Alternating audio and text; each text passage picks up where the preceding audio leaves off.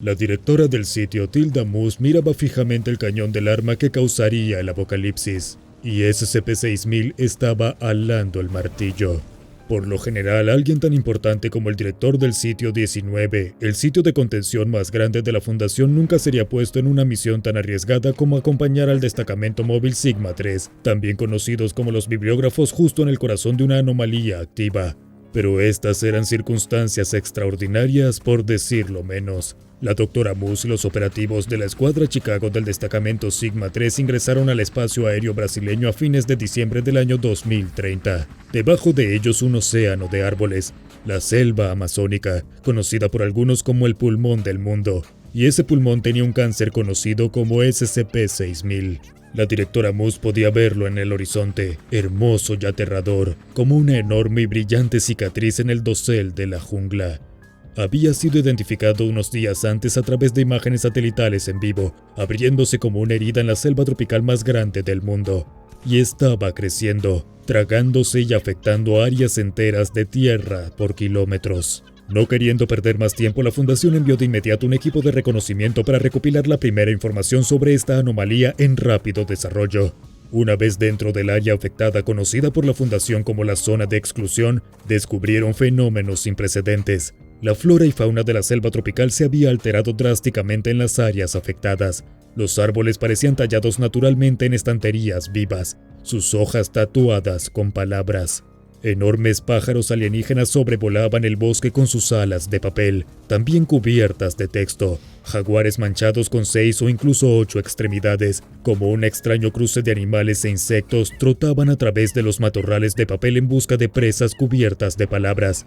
Cada criatura viviente en el bosque había sido transformada por SCP-6000 y estaba a punto de empeorar mucho. Si la zona de exclusión de SCP-6000 continuaba expandiéndose, los efectos anómalos no solo se prolongarían, sino que aumentarían en intensidad, mutando todo lo que SCP-6000 tocara, abrazando más y más del paisaje. La Fundación necesitaba recopilar toda la información posible sobre esta anomalía emergente antes de que fuera demasiado tarde, pero el tiempo comenzaba a agotarse. Justo cuando comenzaron a ganar fuerza, la Fundación perdió repentinamente el contacto con el equipo de reconocimiento inicial. Parecían haberse caído del mapa, desvanecido. Esto desencadenó el despliegue inmediato de expediciones posteriores a la zona de exclusión de SCP-6000. Cuando el primer equipo de ataque de los bibliógrafos llegó a la escena del extraño mundo alienígena de la zona de exclusión en busca del equipo de reconocimiento desaparecido, encontraron el descubrimiento más extraño y condenatorio hasta el momento. Una criatura que pronto sería conocida como SCP-6000-A. Al igual que la propia zona de exclusión, ella era a la vez aterradora y hermosa. Mitad doncella, mitad monstruo. Una mujer dormida con la piel cubierta de escamas, sus piernas reemplazadas por la enorme cola enrollada de una pitón. Recordaba a las míticas nagas o gorgonas. Y afortunadamente para todos los miembros del destacamento que asistieron, estaba en una especie de estado inconsciente cuando se encontraron con ella. Tal vez incluso más extraña que la propia criatura, era la pregunta de qué diablos había estado pasando a su alrededor. La encontraron en la base de un árbol mutado, ya medio transformada en una librería. Había varias piedras grandes colocadas en un círculo a su alrededor, cada una cubierta con símbolos taumatúrgicos, escritos en lo que presumiblemente era sangre humana, como si recientemente se hubiera realizado algún extraño ritual. Pero el detalle más notable de todo era el hecho de que estaba rodeada de 12 cadáveres. Aunque permanecen sin identificar hasta el día de hoy, hay una cosa sobre los cadáveres que estaba clara. Todos vestían túnicas oscuras. No hicieron falta las mentes más brillantes de la Fundación para calcular la conexión. Figuras con túnicas que realizaban extraños rituales, criaturas anómalas por todas partes, la aparición repentina de una multitud de libros anómalos y una entidad decididamente serpentina. Esto tenía que estar relacionado de alguna manera con la mano de la serpiente, un infame grupo de interés que adopta una postura obstinada en desafiar el secreto de la Fundación y revelar la verdad sobre las anomalías al mundo. Mientras aún estaba en coma, SCP-6000-A fue asegurada y llevada de regreso a la instalación 57, mientras que la Escuadra Chicago del destacamento Sigma 3 se vistió y preparó para su primer viaje a la zona de exclusión. Entre ellos, por supuesto, estaba la directora del sitio 19, Tilda Moose.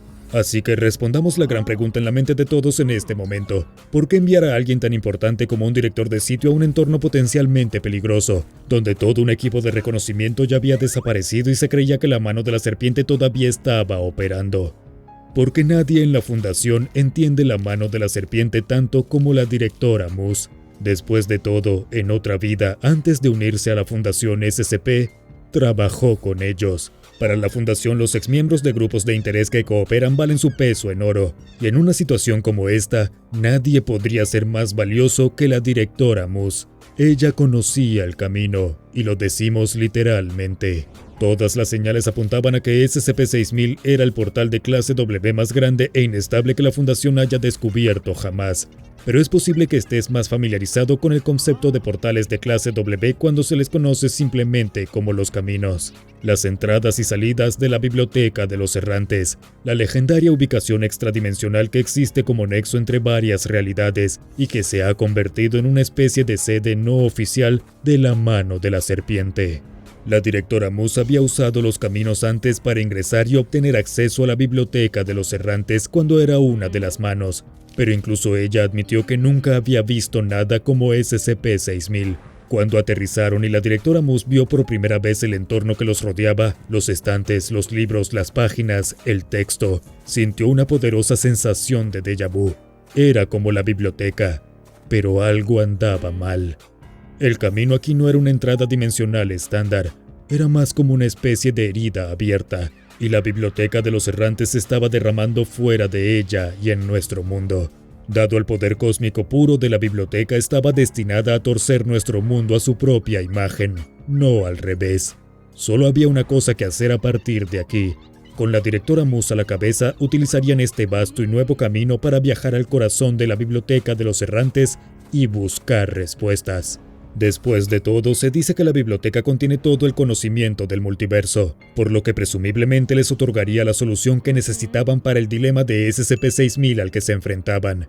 Pero obtener respuestas de la biblioteca, especialmente si trabajas para la Fundación SCP, es más fácil decir que hacer. A medida que la escuadra Chicago se adentraba más en SCP-6000, llegaron a un área que la directora Moose al menos podía reconocer como la verdadera Biblioteca de los Errantes. La tierra dio paso a paneles de madera bajo sus pies. El aire brillaba como una mancha de aceite. Los árboles mutados dieron paso a librerías gigantes y vacías, como si estuvieran presenciando el nacimiento de una nueva expansión.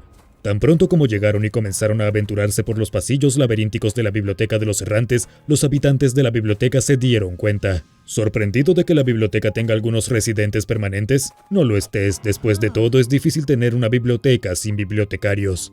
Como solo saben las personas con experiencia como la directora Moose, la Biblioteca de los Errantes tiene un enorme contingente de criaturas conocidas como bibliotecarios y archivistas que deambulan permanentemente por sus pasillos, organizando los libros y protegiendo el lugar de amenazas. Amenazas como la escuadra Chicago.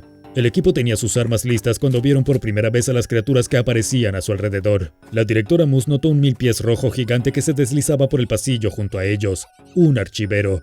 No parecía una amenaza activa, pero su presencia ya era una mala señal.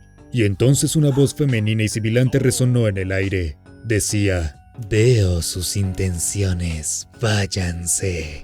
Algo en ella comunicaba un poder oscuro e infinito. Y con eso más bibliotecarios de pesadilla entraron en escena. Enormes seres parecidos a arañas con innumerables extremidades. Bibliotecarios de clase 3 comenzaron a arrastrarse por las estanterías hacia ellos. Pero había algo diferente en estas criaturas. Algo aún peor.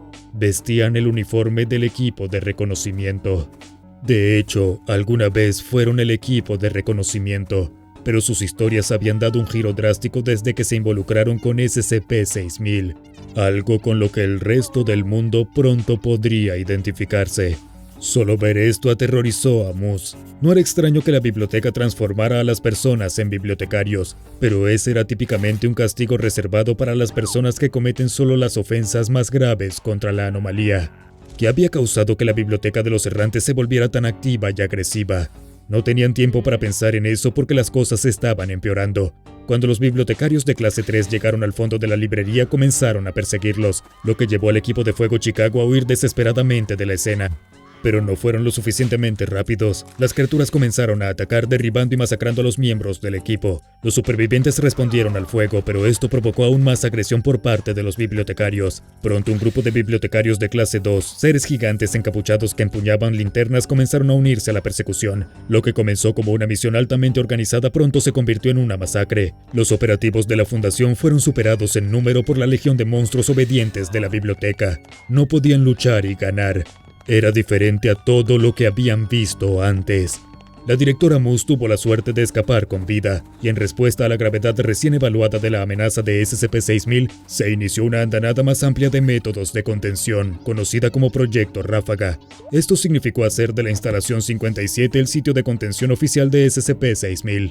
Esto también resultó en el despliegue de órdenes de arresto de todas las células activas de la mano de la serpiente, así como otorgar permisos generales al destacamento Sigma 3 para usar agresivamente cualquier medio de fuerza contra la creciente agresión de la biblioteca de los errantes. Pero los problemas ya se estaban gestando en la instalación 57. SCP-6000-A se había despertado e intentó atacar al personal de la fundación a su alrededor. Cuando eso, o mejor dicho, ella, estuvo segura, la directora Moose se ofreció como voluntaria para entrevistarla de primera mano. Esperaba que la criatura pudiera al menos tener alguna información sobre lo que estaba pasando con SCP-6000.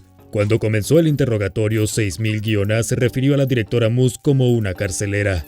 Carceleros es la expresión de la mano de la serpiente para los miembros de la Fundación SCP.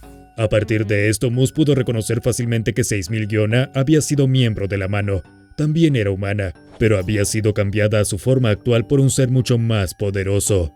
La serpiente, la gran entidad que gobierna la biblioteca de los errantes, y el mismísimo homónimo de la mano de la serpiente. Un ser tan antiguo como el universo, la reina de todo conocimiento, y una especie de dios por derecho propio. En cierto sentido, la directora Moose tenía un rencor permanente con la serpiente. Cuando era miembro de la mano, Moose estaba sedienta de conocimiento, anhelaba historias, pero siempre frustrada por el hecho de que tenían que terminar. Robó textos sagrados del archivo de la biblioteca de los errantes y se aseguró de que nunca volvería a ser realmente bienvenida. Cuando terminó la entrevista, 6000-A prometió continuar revisando las historias de la biblioteca, con la esperanza de que la respuesta a sus luchas tal vez estuviera escondida adentro. Mientras tanto, mientras SCP-6000 continuaba su expansión agresiva a través del Amazonas, mutando y consumiendo más tierra, los esfuerzos del Proyecto Ráfaga subsecuentemente también se intensificaron. En uno de los mayores esfuerzos coordinados en la historia de la Fundación, la Operación Estrella Negra, los destacamentos móviles de todos los continentes llevaron a cabo una incursión simultánea en cada uno de los puntos de acceso conocidos de la mano de la serpiente en todo el mundo, y no encontraron nada.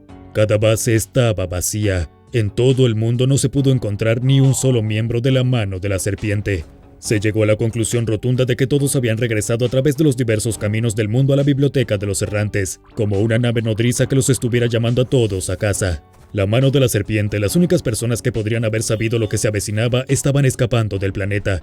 En cuanto a las malas señales, esta fue probablemente la peor posible. Las proverbiales ratas que huyen del barco. Y si la biblioteca quería que sus sirvientes abandonaran la Tierra, era lógico pensar que la serpiente tenía algo horrible planeado para todos y todo lo que quedaba en ella. No mucho después de eso, la directora Moose decidió entregar una declaración sombría al Consejo O5 sobre SCP-6000, informándoles de la gravedad de esta nueva situación.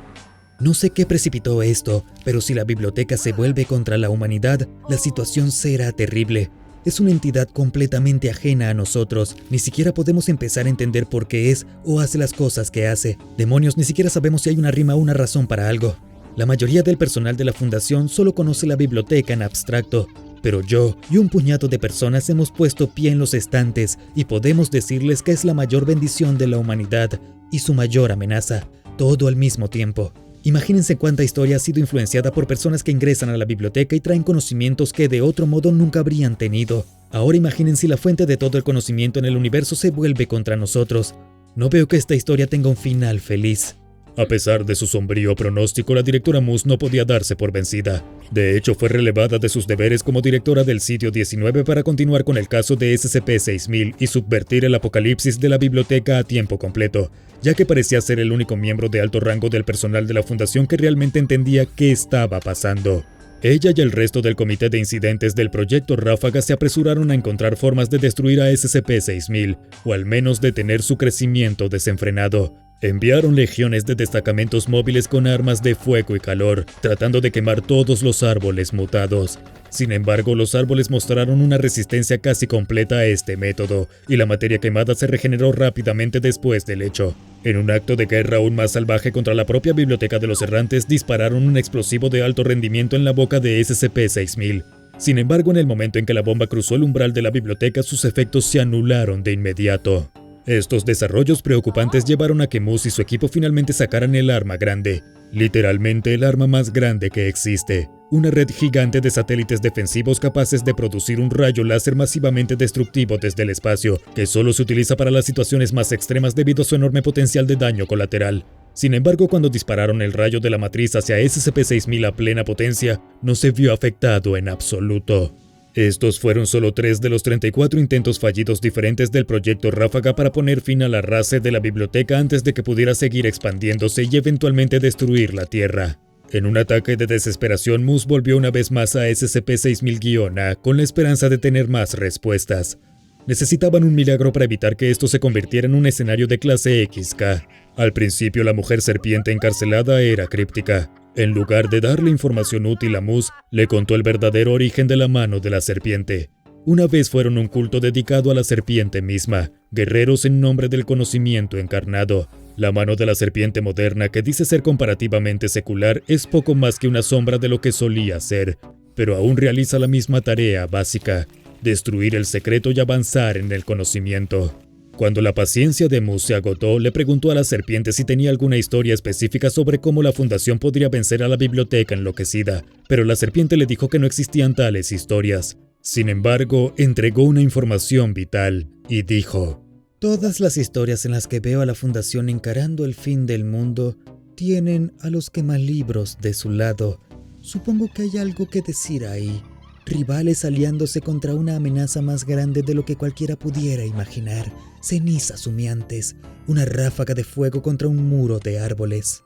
Allí estaba, Ráfaga, el homónimo del proyecto de Moose contra SCP-6000, del cual la serpiente no tendría forma de saber. Era esto. Este era el único hilo narrativo que podía llevarlos a su salvación. Pero había otro detalle que también llamó la atención de Moose: los quemalibros, mejor conocidos por la Fundación SCP y por ustedes como la Coalición Oculta Global, uno de los rivales acérrimos de la Fundación en el campo de la lucha contra lo extraño. Pero esta vez, ¿valdría la pena dejar de lado sus diferencias para enfrentar la mayor amenaza en su historia compartida? ¿Podrían la Fundación y la Coalición juntas ser la ráfaga que detenga el aterrador avance de la biblioteca de una vez por todas? El Consejo O5 realizó una votación sobre si la Fundación debería involucrar a la Coalición. Después de mucha deliberación, la moción fue aprobada por un estrecho margen de 3 votos. Un enviado de emergencia de la Fundación fue enviado de inmediato a la sede de la Coalición Oculta Global en Alemania para invitarlos a formar parte del proyecto Ráfaga y detener la expansión de SCP-6000 antes de que fuera demasiado tarde. Después de comprender el alcance completo de la situación y finalmente entender cuán increíblemente peligroso era SCP-6000, los líderes de la coalición aprobaron esta histórica asociación de alto nivel. El personal de las divisiones de la coalición Physics, Psyche y Ptolemy fue transportado a la instalación 57 para recibir información sobre la situación en desarrollo. Si tenían suerte, no era demasiado tarde para evitar que este escenario del fin del mundo de clase XK se desarrollara hasta completarse.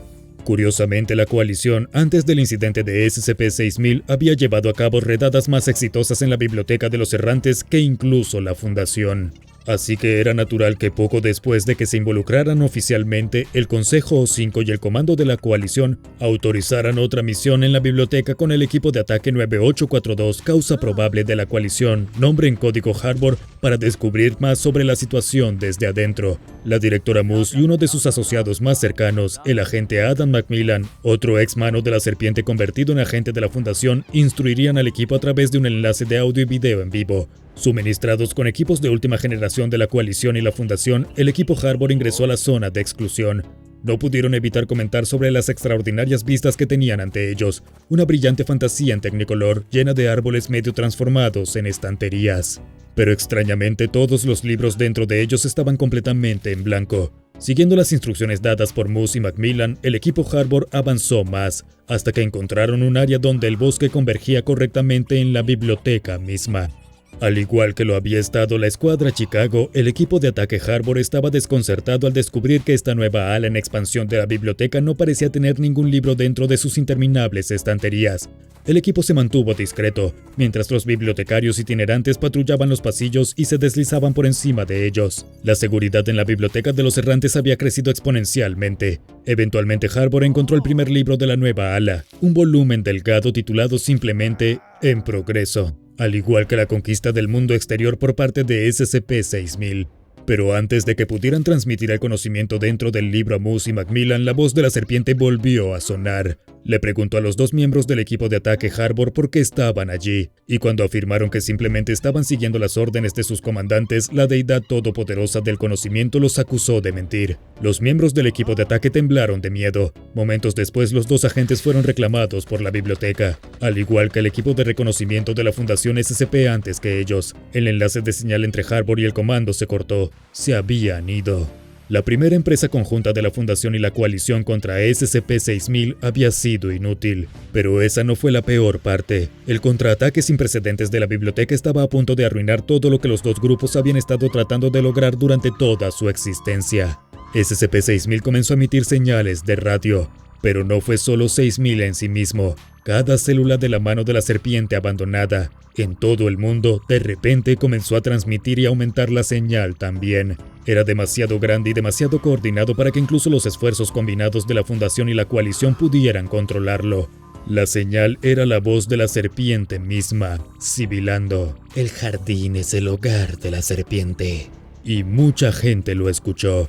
Gobiernos, organizaciones e individuos de todo el mundo captaron la señal y su fuente principal, la selva amazónica. Cuando millones de personas comenzaron a centrar su atención en el Amazonas, sus ojos se vieron atraídos por una cosa: SCP-6000 y su enorme y reluciente mancha cual aceite que se expandía sobre el dosel. Demasiado grande ahora para que la Fundación y la coalición lo mantuvieran en secreto. Internet explotó con millones de publicaciones y mensajes en todas las plataformas imaginables. Incluso el rastreador web de la Fundación estaba completamente abrumado. Una publicación de foros decía: "Chicos, ¿han visto las imágenes de Brasil? Probablemente los medios de comunicación se enteren mañana y oculten la historia, pero es una locura. No tengo idea de qué demonios está pasando en el Amazonas, pero las imágenes hacen que se vea como algún tipo de mancha de aceite. En cierta manera es bonito". Otro comentó: "Sí, resulta que no estoy loco. Mis amigos lo han estado escuchando en la radio de sus autos y en las que han hecho ellos. La voz de una mujer algo nasal repitiendo números, coordenadas creo, y las palabras: el jardín es el hogar de la serpiente. Suena bíblico, tal vez algún tipo de clave. Ahora, esto es lo más importante. Si vas a Google Earth o algo así para buscar las coordenadas, todo está bien. No muestra nada fuera del ordinario. Pero si usas una puerta trasera para meterte a las cámaras de observación de vida silvestre de alrededor, las cámaras se desconectaron inmediatamente después, pero conseguí guardar esta imagen. Empiezo a pensar que debería ir allí. Esto podría ser grande". Pero las personas aleatorias en Internet eran solo la punta del iceberg. No pasó mucho tiempo para que toda la información clasificada sobre SCP-6000 cayera en manos de varios medios de comunicación principales. El Wall Street Journal lo publicó con el titular: "La anomalía del Amazonas". No mucho después, The Guardian lanzó Brasil en cuarentena, ya que los esfuerzos de la Fundación y la coalición para controlar las cosas comenzaron a parecerse más a un golpe militar que a un esfuerzo de cuarentena de rutina.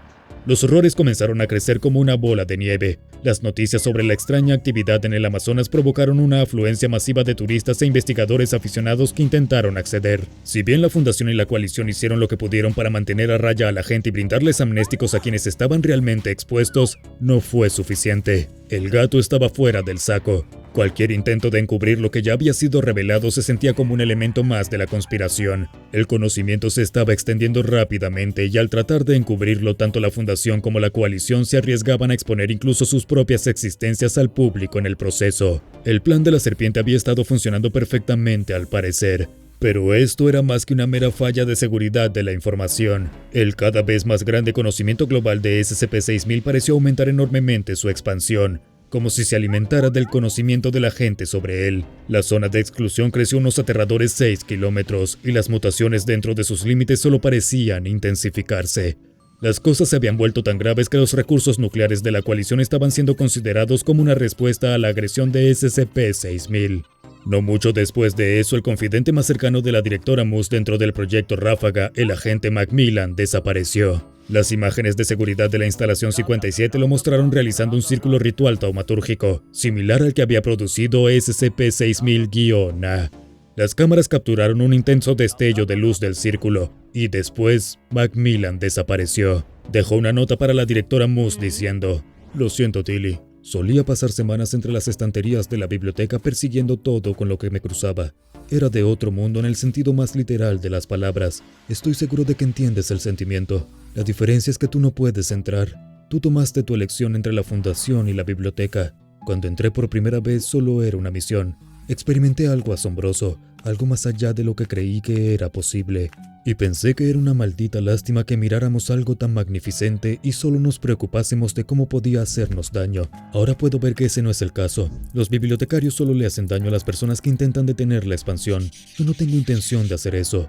Este es el final de la historia. No uno en el que de alguna manera encontramos una bala de plata para arreglarlo todo. La única cosa que puedo hacer es cambiar lo que siento sobre ello. Solo quiero sentarme en las estanterías y volver a mirar las estrellas falsas. Creo que este es mi final feliz». La directora Moose ciertamente no lo vio de esa manera. A pesar de todo, todavía estaba buscando desesperadamente esa escurridiza bala de plata. El secreto para detener a SCP-6000 y revertir el horrible daño que ya había causado. Eran la Fundación SCP. Siempre encontraban una solución. Solo era cuestión de buscarla con más ahínco. Regresó una vez más a su único recurso potencial en el asunto, SCP-6000-A. Esa mujer serpiente críptica que habían descubierto por primera vez en las misiones de reconocimiento iniciales en SCP-6000. En muchos sentidos, SCP-6000-A se hizo eco de los sentimientos del agente Macmillan. Negar el verdadero destino es inútil. Solo por esta vez la Fundación se ha quedado sin balas de plata. Se acerca su final, perfecto e inevitable, y sucederá de la mano de la biblioteca y la serpiente. Le dijo a la directora Moose que no puedes elegir cómo terminan tus historias, solo percibes el final. Esta historia, dijo, termina con dos personas sentadas en una habitación hablando y luego se desvanecen en el aire. Cansada de las tonterías crípticas de la mujer serpiente, la directora Moose decidió que estaba perdiendo el tiempo. Decidida, ella, junto con la Fundación SCP y la Coalición Oculta Global, encontrarían una manera de detener esto. Terminarían con SCP-6000, revertirían el daño que había causado y salvarían el día. Desafortunadamente, esta vez no pudieron. Toda la cuenca del Amazonas fue puesta en cuarentena por el proyecto Ráfaga, pero no importó. SCP-6000 siguió creciendo y creciendo y creciendo. Poco después se produjo un escenario de mascarada rota de clase BM, lo que significa que la Fundación y la Coalición ya no pudieron contener los secretos de esta anomalía, ya que SCP-6000 consumía cada vez más el hemisferio occidental.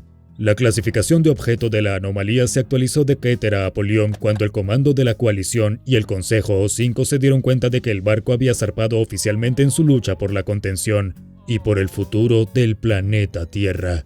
A medida que la Biblioteca de los Errantes continuó consumiendo más del planeta en los días siguientes, las prioridades del proyecto Ráfaga cambiaron el enfoque de contener SCP-6000 a sacar la mayor cantidad posible de figuras clave y anomalías de la Tierra o de nuestra dimensión.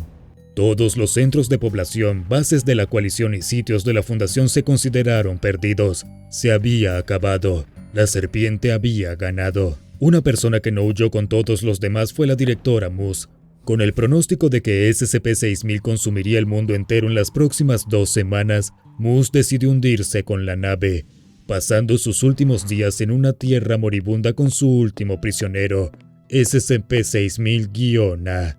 La mujer serpiente trató de consolar a la directora Moose de cara al final.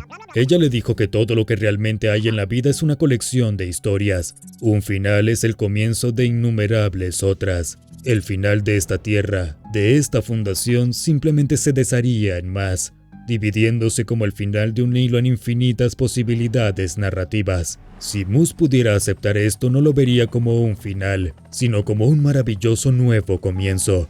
Una posibilidad para más historias. Es por eso por lo que la biblioteca estaba haciendo todas estas nuevas librerías vacías. Pronto habría una abundancia de nuevos conocimientos para acomodar y llenar sus estantes. Aún así, Moose parecía triste por lo que vio como el final de su historia, el final del mundo. Le preguntó a 6000-A si sus intentos de detener todo habían sido inútiles desde el principio, si este final siempre había sido grabado en piedra. 6000-A respondió: El punto era el mismo de siempre, hacer nuevas historias donde antes no había nada. Sé feliz, Tilda, tu historia será recordada para siempre. ¿Cómo crees que respondió Tildamus? ¿Acaso dijo, ¿crees que la gente leerá sobre nosotros? O más bien preguntó, ¿y si no quiero nuevas historias? Te daremos un momento para que lo pienses. ¿Estás listo? La respuesta es, no importa, porque independientemente de lo que dijera la directora Moose, habría terminado exactamente de la misma manera. Si esta historia te enseña algo, debería ser que realmente no puedes elegir tu final. Solo puedes elegir cómo reaccionar ante él. La directora Moose levantó la vista y se dio cuenta de que ya no estaba dentro de la instalación 57. Estaba en la biblioteca de los errantes, mirando una infinidad de estantes que contenían una extensión de libros que eran ilimitados e inconmensurables. Estaba rodeada de personas y entidades de todas las formas y tamaños vistiendo túnicas, hojeando la nueva colección, y reconoció a todos sus viejos amigos y colegas de la fundación entre ellos. La historia de la directora Moose había llegado a su fin. Pero lo que no había logrado comprender era que el final no significaba simplemente la muerte, significaba el comienzo de algo nuevo, nuevos mundos, nuevas dimensiones, nuevos cánones, nuevas anomalías, una gran infinidad de historias, y desde el interior de la biblioteca de los errantes con todas las personas que había conocido, podría disfrutarlas todas. La biblioteca de los errantes y la serpiente no la habían matado, la habían salvado. Este era el final feliz de la directora Moose, y también el final de SCP-6000. Pero, ¿y si este no fuera el final? ¿Qué pasaría si en cambio Tilda Moose hubiera elegido una tercera opción y respondido al comentario de 6000-A sobre que su historia sería recordada para siempre no con una pregunta, sino con una declaración? Historias sobre historias.